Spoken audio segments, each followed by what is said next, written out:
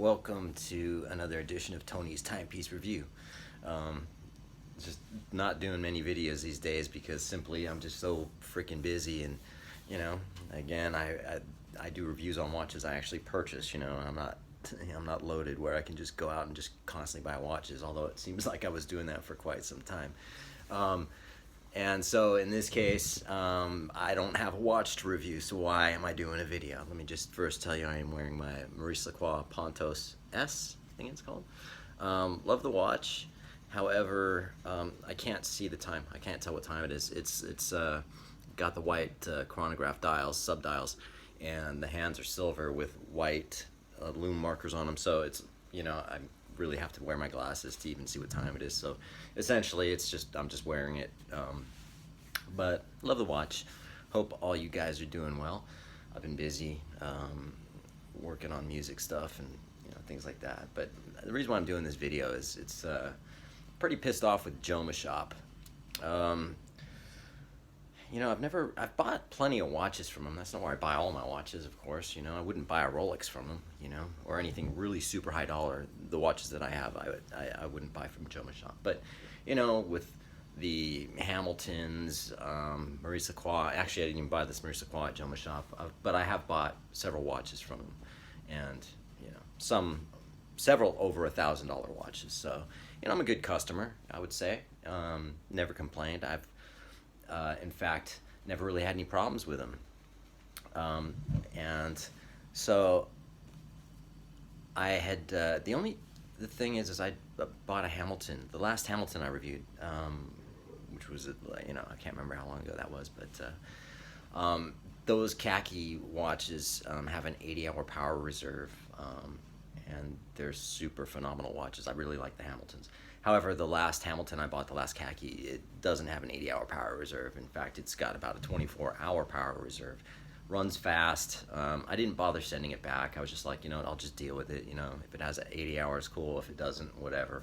But so I didn't complain. And I'm not one of those guys either that if I have an issue with something, I call customer service and start yelling and bitching. I mean, it's not their fault, that something's wrong. I've called my DirecTV provider. I've had to escalate some calls, but I'm always very cool about it. I'm always laid back, But sometimes the problem is when you're nice and you're chill, laid back about it, they take that as a sign of weakness in a sense. So there's some people that get all up in people's faces and then, well, I got free this and I got another free HBO for a month and I got this, and I know people, I've seen them call, and say, and start yelling at them, and it's just like, dude, you just fucking, life's too short, relax, chill, So let's go back to Jomashop. I had always wanted, I like Gevril watches. They're out of favor, they're not popular, they're not really worth anything. There's like no real resale value for them. But I always liked watches that were once really popular. They're like underdog watches now. I'm not a flavor of the month guy. You know what I mean? I'm not gonna run out and buy an Audemars Piguet just because everybody has them. I say everybody has them. They're not everybody has them, but I live in Los Angeles. A lot of people have them. So so I'm not really into buying watches just because because they're the in thing. Like a Submariner Rolex. Paying 40% over the retail value to get a pre-owned Submariner just because Rolex decides they don't want to make as many, and they're creating that I won't want to say monopoly, but they're doing that with all their sport watches. Their stainless steel watches are worth more than their gold watches. I mean, really. So I'm not all about that. I buy what I like, and I don't really care what anyone thinks, what kind of watch I have. But I've always liked Frank Mueller watches, and Gevril Ave of the Americas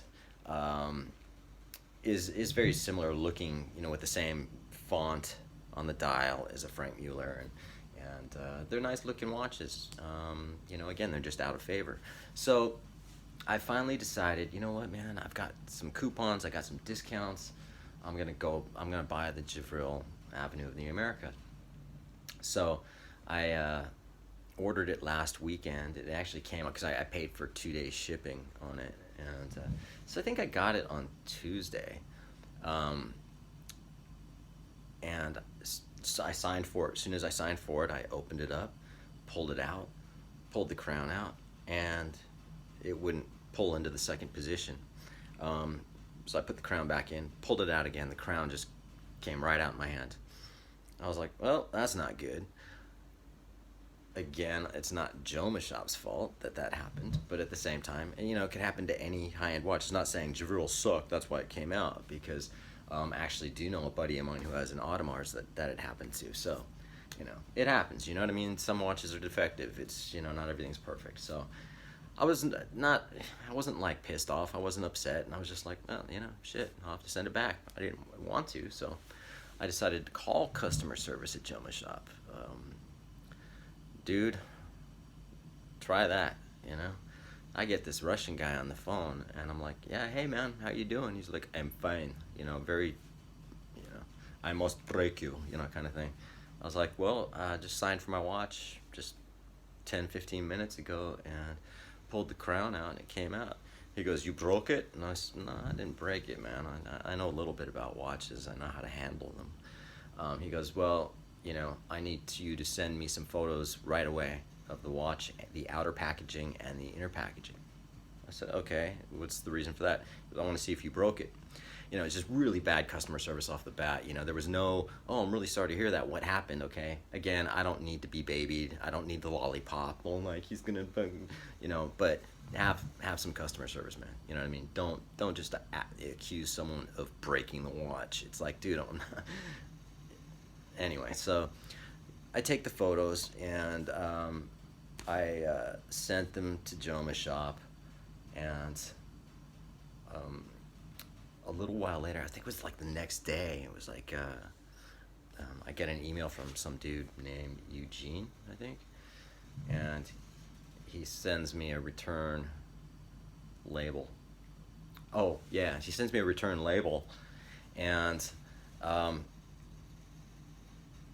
printed it out, and then I sent him an email saying, look, I don't want a refund, can you just replace it? And he sends me an email saying, we don't have it anymore. I'm like, well, that's funny, you're still advertising it on your fucking website, so either you have it or you don't. Now, again, I'm not one to kick up a bunch of shit, but he didn't offer to upgrade, he didn't, no apologies, just send it back. So the return label they sent me, basically states they're going to send me, refund my money, less the shipping I paid, and things. I'm like, no, that's not how it works, man. So I sent them an email saying, no, you're responsible for this watch. You've highly inconvenienced me at this point. You're taking time out of my day. I am busy, and you've not offered any type of upgrade or anything like that. Just send me the return label that you owe me. The next day he sends me, yeah, we do owe you a return shipping label. Well, I haven't heard anything back since. It's now Saturday, so it's been an entire week. I got the watch, I think, on Tuesday. So at this point now, I don't know if I'll ever order from Jomashop again, just based off of their really lack of customer service skills, really shitty fucking customer service skills, man. So a word to Jomashop, dude. Treat your customers a little better. You might do better business, but at the same time, you probably do a lot of business anyway. But having said that, that's where I'm at with this.